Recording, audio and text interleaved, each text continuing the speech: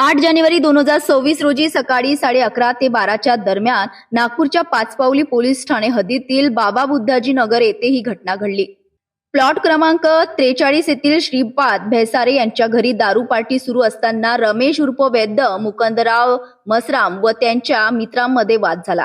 हा वाद इतका वाढला की आरोपी शंकर भैसारे, कपिल नगरारे आणि जसवंत सिंग अडी यांनी संगनमत करून रमेश मसराम यांच्या डोक्यावर लाकडी दांड्याने जोरदार हल्ला केला।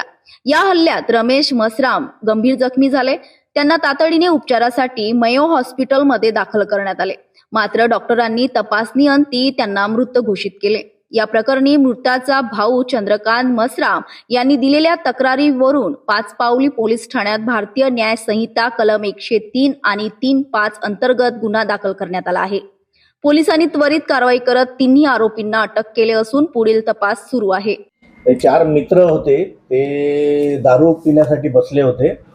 प्लॉट नंबर 43 शंकर श्रीपाद भैसारे यांच्या घरी, शिंदे ठेकेदार यांच्या घराजवळ बाबा बुद्धाजी नगर पोलीस ठाणे पाचपावली या ठिकाणी ते बसले आणि त्यांच्यामध्ये अज्ञात कारणावरून झगडा भांडण झालं आणि त्यामध्ये हे जे मित्र आहेत यांचे नावे आहेत शंकर श्रीपाद भैसारे, दुसरा आहे कपिल रामप्रसाद नगराडे व तिसरा आहे जसवंत सिंग नरेंद्र सिंग अडी। तर आणि चौथा जो आहे तो मृतक आहे रमेश उर्फ वैद्य मुकुंदराव मसराम, वय 40 वर्ष, राहणार ताजनगर। तर या मृतकाला या पहिले जे 3 आहेत या आरोपितांनी मारून, त्याच्या डोक्यावर लाकडी दांड्याने मारून त्याचा मृत्यू झालेला आहे।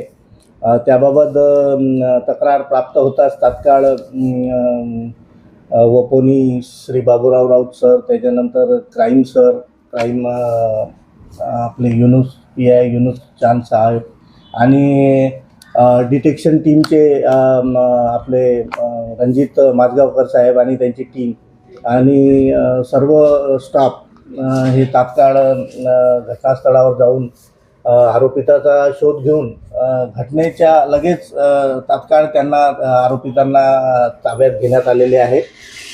सविस्तर पोलीस स्टेशनला त्या फिर्यादीची फिर्याद घेऊन या शंकर श्रीपाद भैसारे व कपिल रामप्रसाद नगराडे व जसवंत सिंग नरेंद्र सिंग अडी यांच्या विरोधात गुन्हा दाखल झालेला आहे।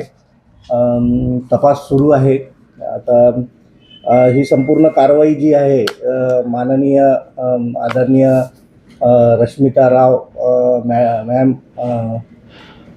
4 तसेच माननीय शिवप्रसाद पारवे सर लकडगंज विभाग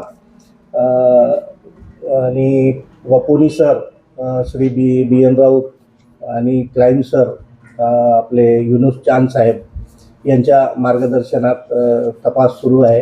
अजून यामध्ये तपासात जशी माहिती उघड होईल तसं त्याबाबत कळवण्याची तजवीज ठेवलेली आहे।